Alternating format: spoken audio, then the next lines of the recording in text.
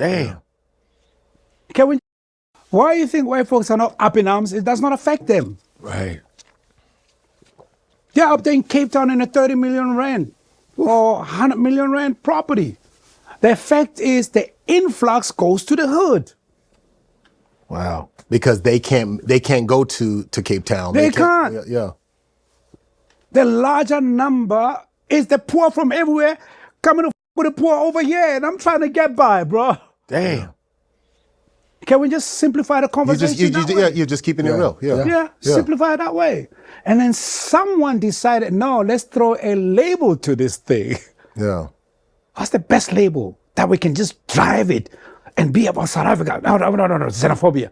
But everywhere else where there's anti-illegal immigration, it's not called xenophobia, but we all know all over the world. Yeah, and historically this has happened. You probably recall where in Nigeria they had that with Ghana. And Ghana came out and they said, hey, look, there's an economic resource. And all of a sudden they had those Ghana bags and then they left and then the same thing happened. I think the following. Yeah. I don't like politicians, even though I'm actually considering a new career in politics. Really? No. Yeah. Lebo M for president?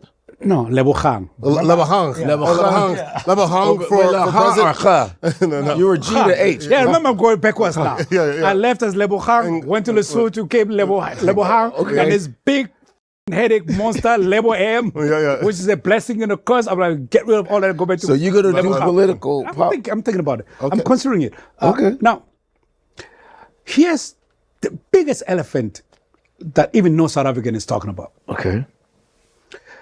Our politicians f***ed up the South African government. Now, and it's a specific. Someone decided we are so important and so powerful that we're going to take one of the biggest powerful countries in the world to an international court. Well, do research. Yeah. Our politicians, South African politicians, hiding their inefficiency in South African delivery, decided they're going to take, of all the people in the world that are discussing or being serious or whatever, arguing and debating about the issue in Palestine. Where's your camera? Dumbass South African opportunistic politicians decided, now we the ones that's going to take these brothers to court. Yeah. Yeah? Mm-hmm. Now we South Africans, and actually the entire continent, but most of South Africans are suffering the consequence of that decision.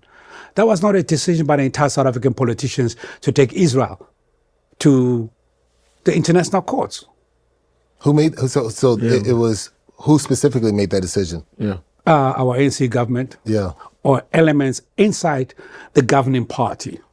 Now, this is a different ANC party than the Nelson Mandela ANC party. It has changed. How so? How's it changed? Well, no, but I want to finish this so I'm not misquoted, even though I will be misquoted.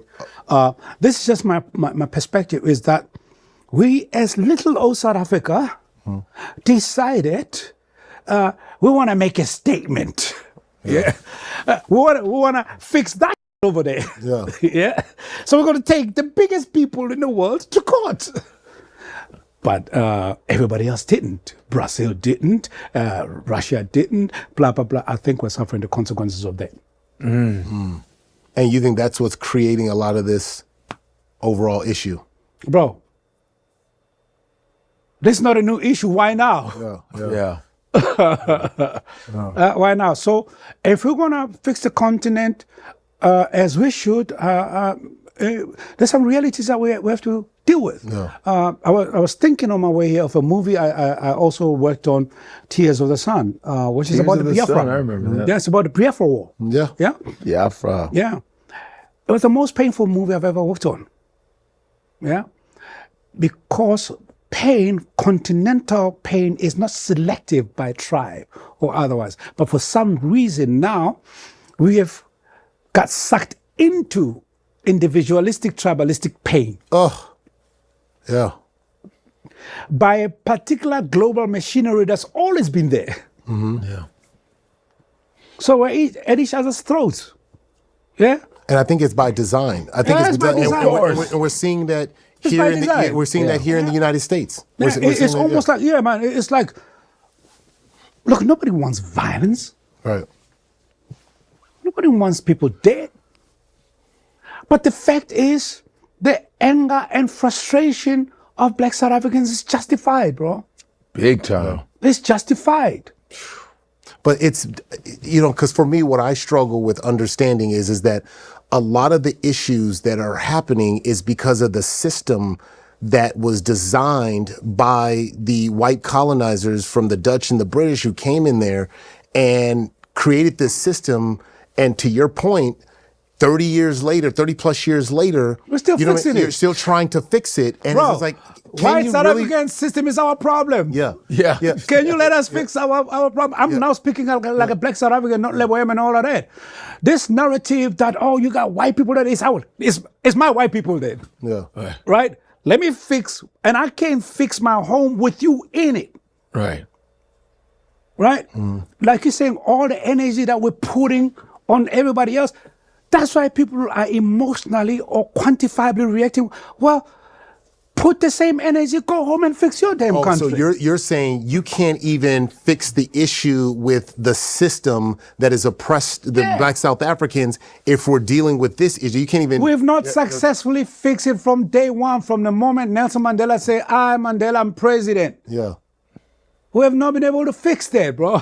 I got it. That makes. I hear what you're saying. Yeah. You understand? Yeah. Now, while I'm trying to fix this, in my neighborhood, there's 3, 4, 5 other new families that come from all over the world. Right. But particularly from particularly from the rest of the continent, which we welcome. But no one is saying nobody should be in South Africa. But the fact is true that there are South African passports that are bought. Bought how? Bought through criminality. Yeah. Oh, wow. We have criminals in our government, bro. We have South African officials that are selling South African IDs, have been selling South African IDs. Man. How the hell are we going to fix this if I don't know? Hey, Godfrey, your name is Ubani? Then you say, no, I'm you bought the ID, so we have no way of fixing this thing. Oh, jeez. Oh, that's deep. Damn.